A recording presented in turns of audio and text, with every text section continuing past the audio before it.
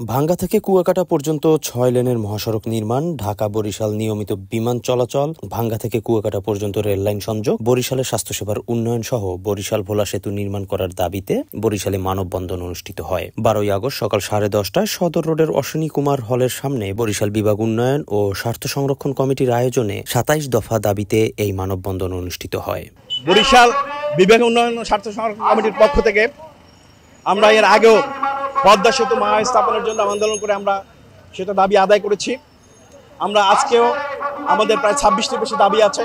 ভাঙ্গা বরিশাল কুয়াকাটা বরিশাল সিটির বাইপাস সহ ৬ লেনের রাস্তা, ঢাকা বরিশাল রেল সেতু, বরিশালে একটি আন্তর্জাতিক মানের বিমানবন্দর, বরিশাল ভোলা নদীপাতে যে সেতু, ভোলার যে গ্যাস, সেই গ্যাস বরিশাল বিভাগের সর্বত্র সরবরাহ করা। বরিশালে পদ্মা সেতু হইলে এটা একটা স্বর্ণের খনিতে পরিণত হবে, কিন্তু আমরা দেখছি স্বর্ণের খনিতে দূরের কথা, বরিশাল শহর ডুবে যাচ্ছে সামান্য বৃষ্টি হলে, তার কোনো পরিবর্তন নাই। আমরা যেটা মনে করি সেটা হলো কাঠামোগত উন্নয়ন ছাড়া আসলে এই যে সংকট, বরিশালের বিভাগের যে উন্নয়ন, এটা আসলে সম্ভব না। বরিশালে ৬ লেনের পাশ হয়েছিল, সেটা এই সরকার এসে বাতিল করেছে। আমাদের যে বরিশাল ঢাকা ফ্লাইট, সেটাও বাতিল করেছে। আমাদের স্বাস্থ্য খাতে কোনো উন্নয়ন নেই।